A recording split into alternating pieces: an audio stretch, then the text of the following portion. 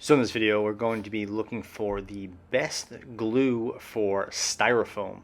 I'll be using a range of glues and using this styrofoam block, which is a packing style, so a hard, stiff styrofoam, and I will be gluing them together, letting them cure, and we'll see which one has the best adhesion, the best strength, and does the least amount of damage to the styrofoam block. The first glue was a Titebond 2, which is a premium wood glue, and now we'll be moving over to Elmer's Pro Bond, which is a less popular type of glue, but a really well-suited all-round glue. Pro Bond has a runny texture and it has a light gray color, which is kind of strange in the glue world, but it does work quite well and it's a good glue to know about. Next up, we'll be using a Gorilla Glue Super Glue. This is a super glue style or crazy glue style glue. It is a cyanoacrylate, which typically does not work well with styrofoam, but we'll put it down here as a test and we'll see how the light styrofoam reacts. It can damage styrofoams and other lighter materials. It's definitely a tougher glue on the material you're working with. Now we'll be using Elmer's Wood Glue. This is a general use glue that you could buy in some very large containers, and it's good sort of all around. I have it here in a dispenser so that I don't have to use the 1 gallon jug, but this is just a solid all around wood glue from Elmer's, and I use this one a lot. It doesn't have some of the nicer qualities of the Titebond 2 or the Titebond 3, but it's a good glue to test with. Now we'll be using Gorilla Glue Clear, which is a gel style Gorilla Glue, and it's a solid all-round clear glue. It's not a wood glue, it's not a crazy glue, but it is a really useful one to use, and I like this one a lot. Comes with a really clean little dispenser that is very handy for tighter spots. It's not an ideal application, but we'll give it a try, which this is a popular glue, and again, it is useful that it's clear. Okay, so we're back with the styrofoam. It's been curing like 4 or 5 days. I just gave it a lot of time, so there'd be no problems there. And I wanted to do a quick test and see what stuck, what didn't stick, how well it stuck, that sort of thing. Okay, first up, we'll start with the Titebond 2. It's on there really well. No problems with that. You can see the yellow from the Titebond. That's typical. And it seems to have a very good integrity. I'm pulling it quite hard right now.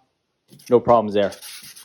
Next up, we have the Elmer's Pro Bond. Quite good as well. Really good integrity there. See a little bit of the gray there, which is typical with the Pro Bond. It's mostly clear, but definitely some gray. Really good adhesion. Now we have Gorilla Glue Super Glue. Okay, so now we saw what is typical of a super glue, where it is eating into the styrofoam. It doesn't mesh well with a styrofoam or a plastic or whatever. You don't want to use that sort of super glue with it, and no adhesion at all, and damage to the product.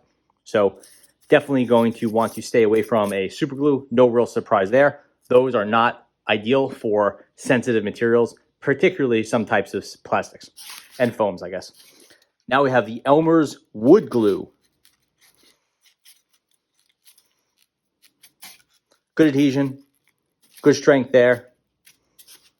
This piece is a little bit larger, so that little wiggle is probably due to that. It's not like the wood glue is going to have a lot of flex to it built in. It'll have some, elasticity, but most of this is probably just from the size of the piece. And that's nice because the wood glue is easy to find, it's cheap, it's very mild. And lastly, we have Gorilla Glue Clear, which is not a super glue type. Yeah, it's on there really well. So that's quite nice. Okay, so one clear way you don't want to go with a super glue, but we have some nice options here. Wood glue, general use, another wood glue, and then a clear sort of gel type. So now I'm going to pull them off and I'll see if I could get them off and then what that looks like.